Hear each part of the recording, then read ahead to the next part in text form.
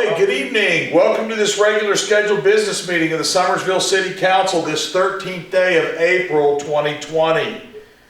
Practicing what we've asked all of our citizens to do, the majority of City Council is actually conferencing in by conference call to tonight's meeting. I encourage all to adhere and to continue to adhere to the Governor Jim Justice's order, starting with staying at home. I can't stress enough that it's working, and I want to just highlight real quick, in addition to that, we strongly encourage, and it's been endorsed by both our state and local health officials and authorities, to wash your hands regularly, 20 seconds at a time. Cover your mouth and nose before coughing or sneezing.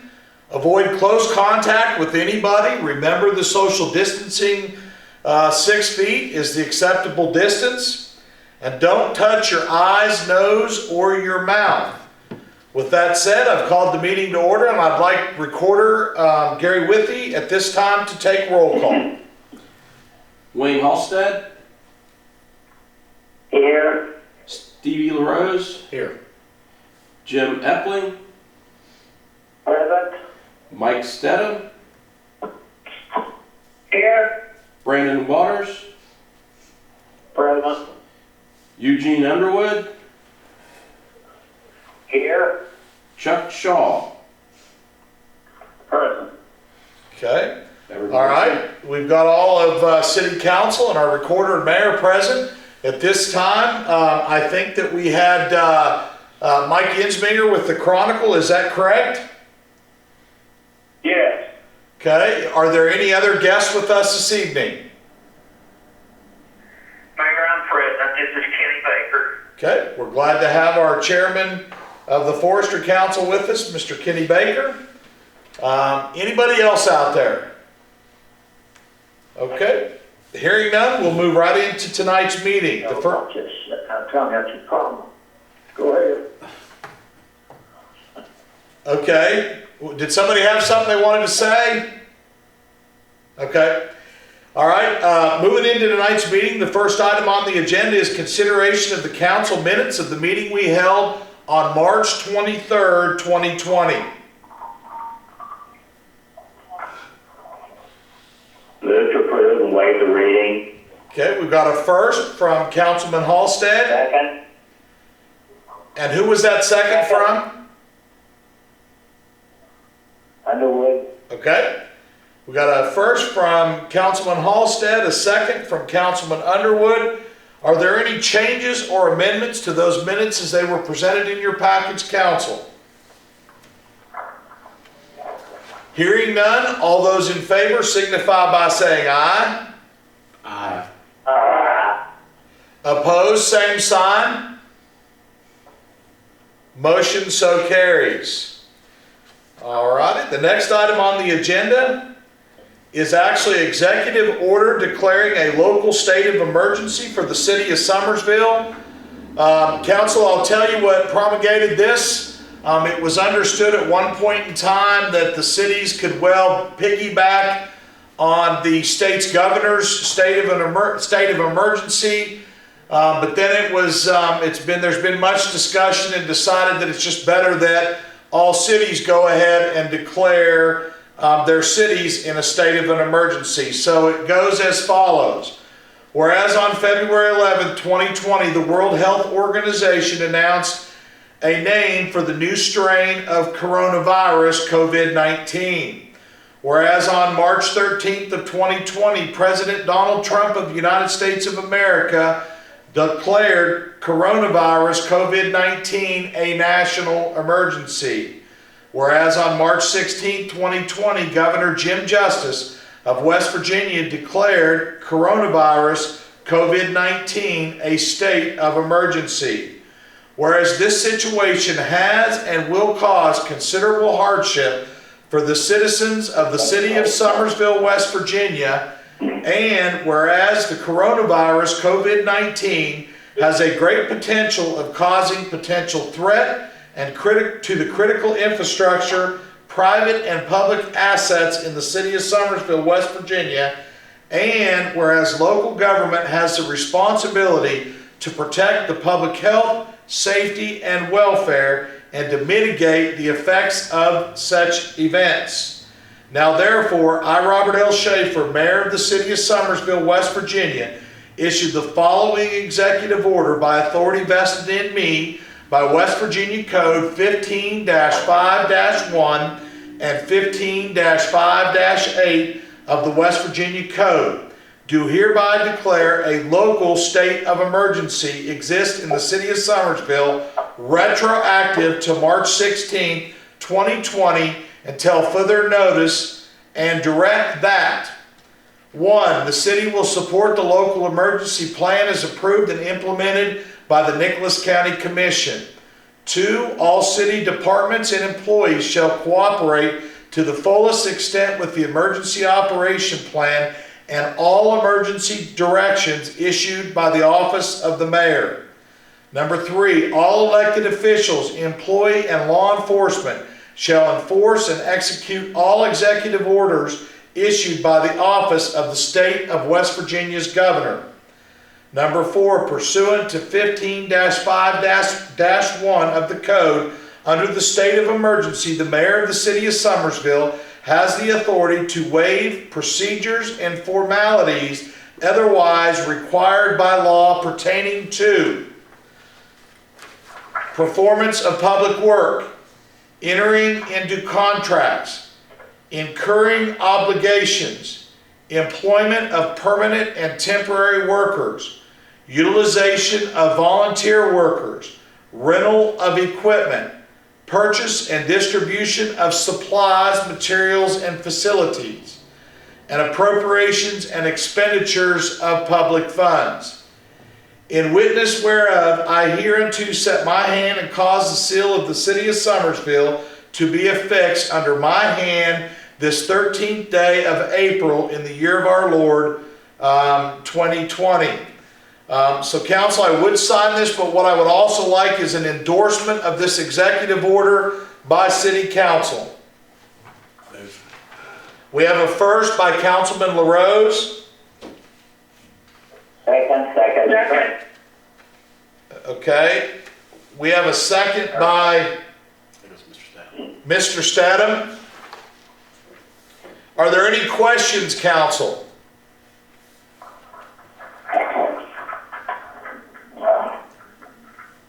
Okay, hearing none, all those in support of, please signify by saying aye. Aye. Opposed, same sign. Motion so passed. The council has supported the declaration of state of emergency issued by the City of Summersville's mayor. Okay, the next item, council, is the fair housing resolution. And this is an annual resolution, and council, we pass this for the purpose of people that might be accessing funds of the fair housing.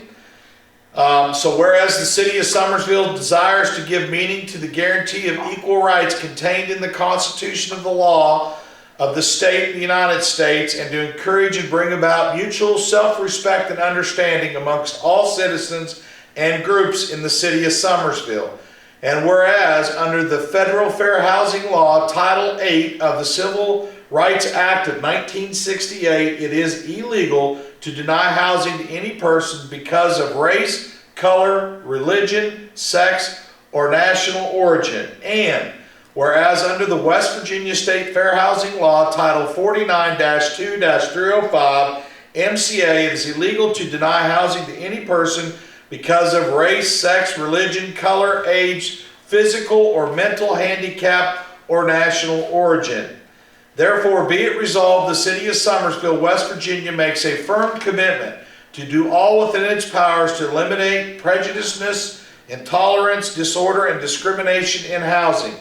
Therefore, be it also resolved that the fair housing law posters, which has the Equal Housing Opportunity logo, will be displayed at City Hall. Therefore, be it also resolved that the following procedures will be used to accomplish the purpose of an aforementioned resolution. The City of Summersville shall inform all City of Summersville employees of the city's commitment to fair housing. The City of Summersville will post the resolution in the city building and other public places and publicize it. The City of Summersville shall direct all employees to forward immediately to the mayor any report they receive of housing discrimination. The mayor shall forward such complaints to the West Virginia Human Rights Commission, 1321 Plaza East, room 108A, Charleston, West Virginia, within 10 days of receipt of said complaint. I'll entertain a motion for the resolution. Move to approve. First from Councilman Halsted. Second. Second from Councilman Waters. Any discussion?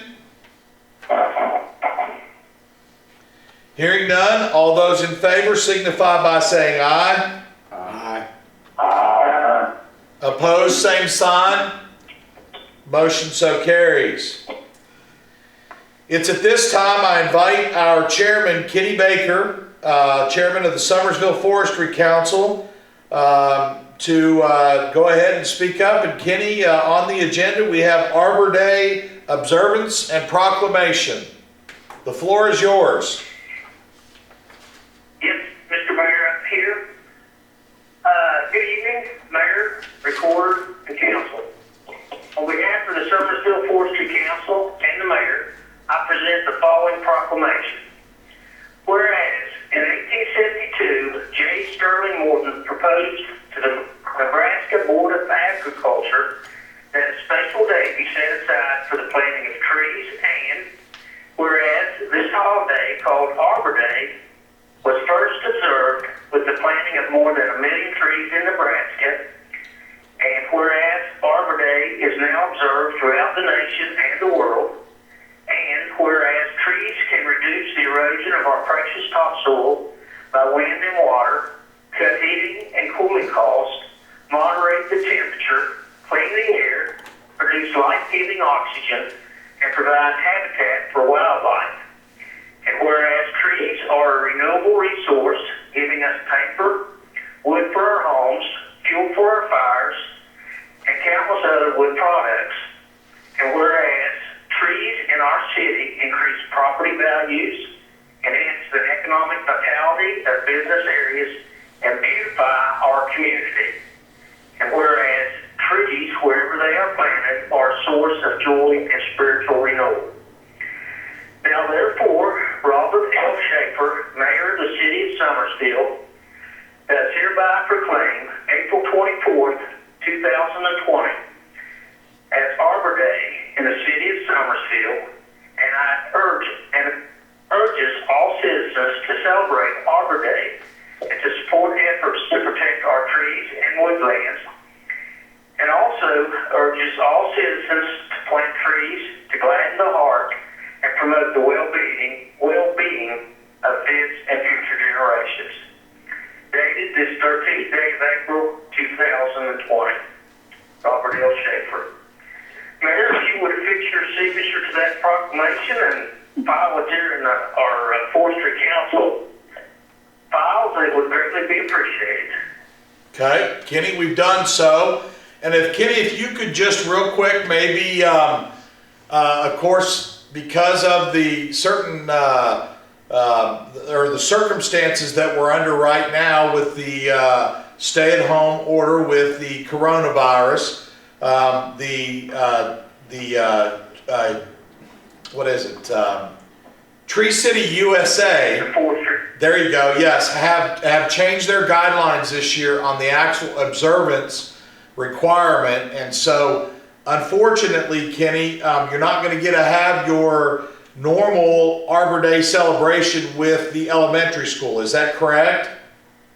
That's correct. The schools of course, are still closed, and the 24th is next Friday, so they didn't have time to prepare their posters and things, and hopefully we'll be able to do it next April, Mayor. But yeah, right now the Division of Forestry did ask us to go ahead and make this proclamation and have it, in our files, so they ever audit us that we'll still be eligible for a Tree City USA Outstanding.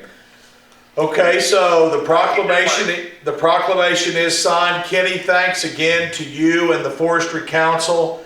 And of course, let this be a huge reminder of the importance of the Arbor Day celebration. And certainly we'll look forward to being back on track and having this special celebration next year again with Summersville Elementary School. So thank you, Kenny. Thank you, Mayor. Good evening.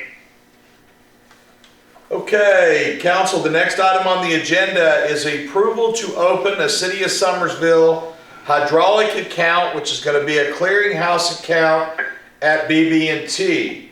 I would like the assigners for approval to be Mayor Robert L. Schaefer, Recorder Gary Withy, along with our Finance Director, Joetta Comer, Cookie Comer. Council, if you want to put it into a form of a motion, then I'll explain the purpose of the account. Move to approve. Second. Okay, we have a first by Councilman Halstead and a second by Councilman LaRose. Council, let me just give you an update. As you know, our O&M partner right now, the operator of the hydro plant for many years, has been Enel. They are selling that interest. As a matter of fact, the closing is going to take place either this Friday or at the beginning of next week. Interesting enough, back to the inception of the hydro project, Catamount, who was initially a player back in the organization of this whole thing, the City of Summersville agreed for the revenues from the project to be leveraged for the construction, of which Catamount borrowed and paid for. In this transfer of interest or sale of interest, that debt from New York Life is being paid off, so there's been a clearinghouse that's been used to make sure that it's basically the financial house to make sure that the right things are done with the money, i.e. most important that the debt's paid. That debt is being paid off by Whole Street, our new partner, so therefore there is no longer a purpose for the clearinghouse. So in the negotiations, I've requested and been supported by our partner NOAA to bring those financial transactions back into the City of Summersville. So this account will serve for that purpose. I will tell you, just to give you an update on the whole thing, that there is right now a participation agreement and an independent contract. Both of those are very convoluted to the original arrangements to today's reality and present times of where we're at and where the contract needs to be.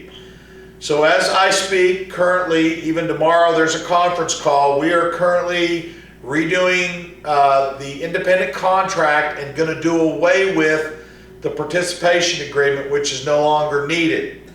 So those documents are being put in place, and of course they will be voted on by this body once they're in their final stages. But I will tell you that in the meantime, we're going to go ahead and use Wilmington Trust until at which time we have all these documents in order, and then the funds that are paid by APCO monthly for the power transmission, those funds will be deposited in this account you just approved to be open. And then the clearinghouse will actually be the City of Summersville. We will ship all the monies out by the formula to the appropriate parties.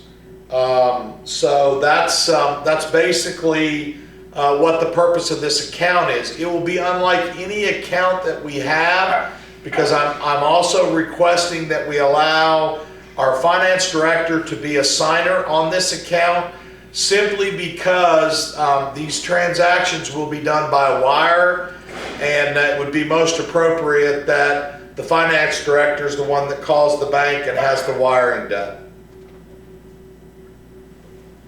So, are there any questions?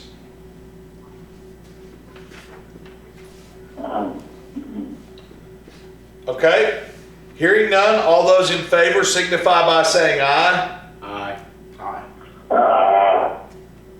Okay. Opposed, same sign. Motion so carries. Okay, recorder's report. No report this Okay. evening, Mr. Mayor. Council, there's just a couple of things I want to update you on. First of all, I want to notify you that this week I've been notified by Emily from Old Dominion, which was the company that worked for US Cellular on the cell tower that they were going to place in downtown Summersville. That project has been canceled. It will not happen. From an engineer standpoint, I guess when they got to doing some further engineering on the project, it wasn't going to serve the purpose that they needed it to serve. And so they are currently looking for another location. And at this point in time, don't know that it'll even be in the city of Summersville. But that tower that we approved to be in downtown Summersville, that project has been canceled. Also want you to know that we have regular conference calls with the Municipal League, as well as we're joined by various government state agencies to include the governor. The state of West Virginia will be receiving $1.1 billion plus in the CARES Act federal monies that's to go to state, counties, and cities. I can tell you that there are ongoing discussions and the state still does not have, or they do not have a formula on distribution. So I'll keep you posted as I'm informed. Have no idea how the state's going to distribute that money. We have been given a heads up that the state plans to keep about $400 million, and then it looks like they're going to do some kind of distribution between counties and cities on the balance. I want to give you an update just real quick on what I call the city's COVID-19 activities. We continue to work with local businesses and supply them the information they need so that they can have access to the same federal acts that have been put out, and paycheck protection and the various things that have been passed in DC that hopefully will benefit our businesses. We're helping in that. I can tell you that last week there were some concerns as to the PPE, personal protection equipment, and the availability of it in these communities, and even not just for the citizens but for the businesses, essential that we're open. So the governor put it both on the businesses and the local governments to help and facilitate this, and I can tell you that we've stepped up and had great support from our local health department, of which they have a weekly conference call that brings in all the healthcare facilities, 911, Office of Emergency Services, all the ambulance companies, law enforcement, sheriff, city chiefs in both cities. So it's a great meeting, great roundtable. We are being supported well by all of those organizations. I will tell you that there's been a couple of instances where we've been asked to provide some additional security, and we've done so. We continue to help and support the Board of Education, their feeding program of the children. If you haven't heard, the dynamics of that program changed today. Instead of the buses running the bus routes and dropping all the food off at the bus routes, the board has designated certain facilities for pickup. Those facilities obviously are schools. I encourage people, if they want the exact information, to go to the Board of Education's website and/or contact the Board of Education. We are continuing to support 3 days a week, Monday, Thursday, and Friday, the senior feeding program. The drive-through feeding service of our senior citizens is being supported by the city, as well as we are assisting local families with essential needs, and they come sporadically, different situations of needs of families in our community. We've been helping with that. And then also I will tell you that the city of Summersville, in lieu of the stay at home and the particulars of our important election coming up that has been moved officially to June 9th. We put together a process to afford candidates. They were screened. They came in with an interviewer, the candidate, and the filmer. We did it up at the conference center in the lobby area. We laid out a platform to allow candidates to be able to get their messages out through SCT. A special thanks goes to Jason Eads, who for the city was the organizer, coordinator, Marianne Taylor, who actually did the interviewing, and then of course Barney, who was the videographer, Barney Benito, and also is the manager of the Summersville TV station. So many thanks to all of them for making that happen. And also one of the other things is staying with all the guidelines and screening and everything that the CDC recommends. If any of you or anybody in the community has anything that they think that might be worthy of us in a safe, by guidelines way to film, we are kind of, with everything shut down, we are constantly looking for things to put out on SCTV. So if anybody's got any ideas or recommendations, of course, keep in mind, we want to follow all the guidelines. Please let them know here at City Hall. Lastly, council, I want to focus on the all-important, each one of you were provided tonight in your packet, the city's budget. If you could just flip the top page and go to the first page, that before you get into the details of the budget, it talks about the revenue. I can tell you that this revenue page has been dissected and re-dissected.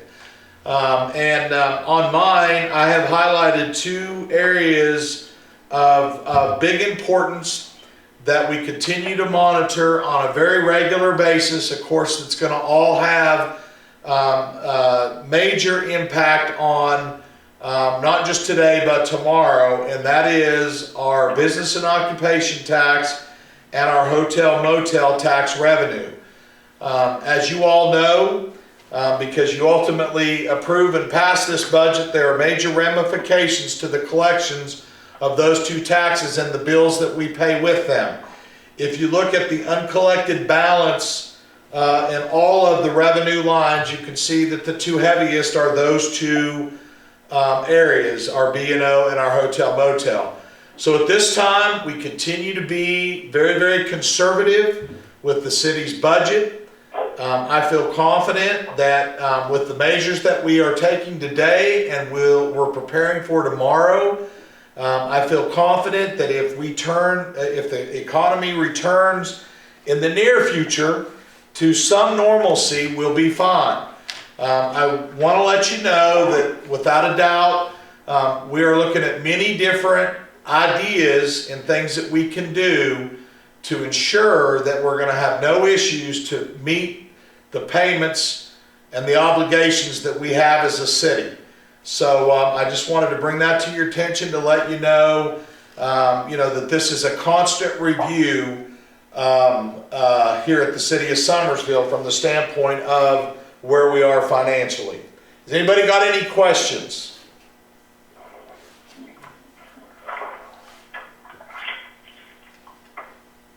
Okay, any comments?